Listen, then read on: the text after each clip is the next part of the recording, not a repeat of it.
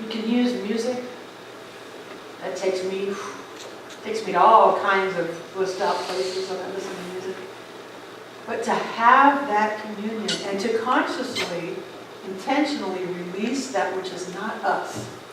Release the problems, release the past, release, you know what I really wanted to say, release the stuff so that we can let the light that we are actually come through. So really, we're not trying to get spiritual.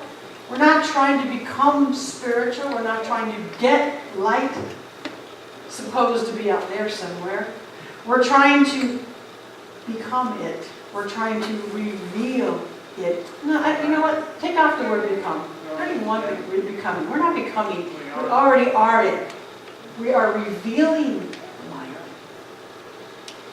Coming back to the whole resurrection, we're allowing ourselves to die to what is not our truth and to be born into what is. What if that whole story of Jesus was just to teach people that?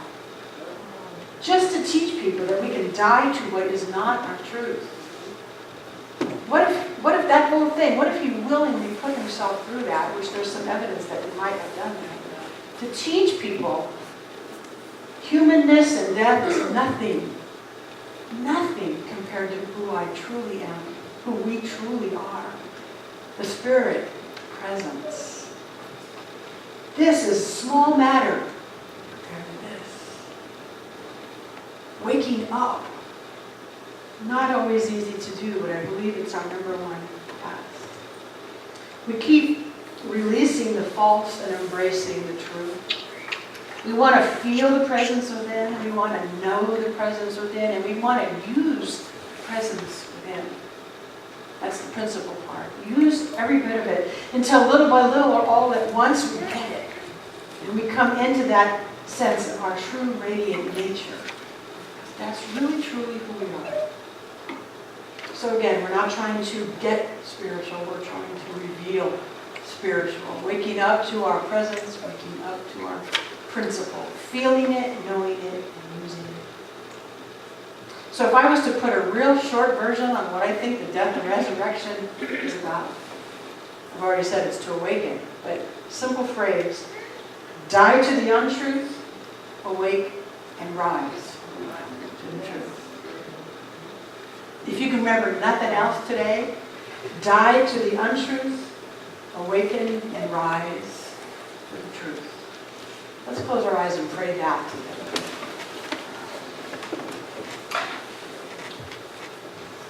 First of all, I invite you to imagine the mud washing off. Imagine it. That's the untruth falling away. And as we breathe together, imagine that you are more than your body. That you are more than your stuff. That you are more than your identities and your titles and your problems. As we imagine that and we breathe, let's turn in, tune in. However we do to that God of our understanding.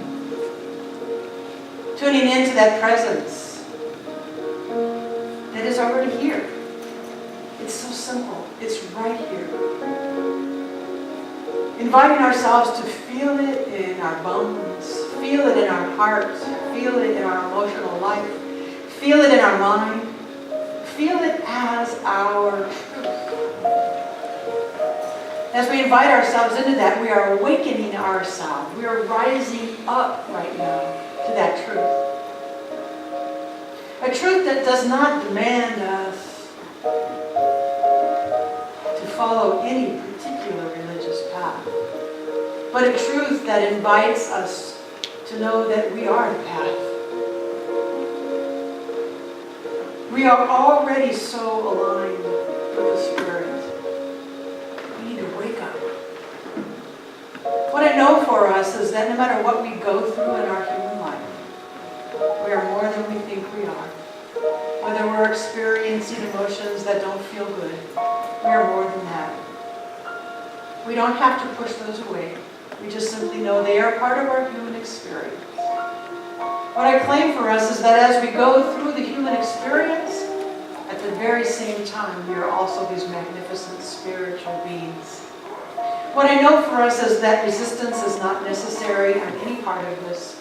Simply opening our hearts and our minds day after day after day after day to remember again. What I know for us is that we indeed take the time to commune with the Spirit, the God of our understanding. And as we do that, what I know is that we allow the old untruths to fall away, to die. And we allow the new truth to rise up within us. We allow the small to fall, and we allow the better to rise, the greater yet to be. With this, I know that each one of us is assured of a beautiful spiritual life. That's who we are. And so with a sense of gratitude about this, I just release it. I release it with a grateful heart that I can remember again on behalf of us all.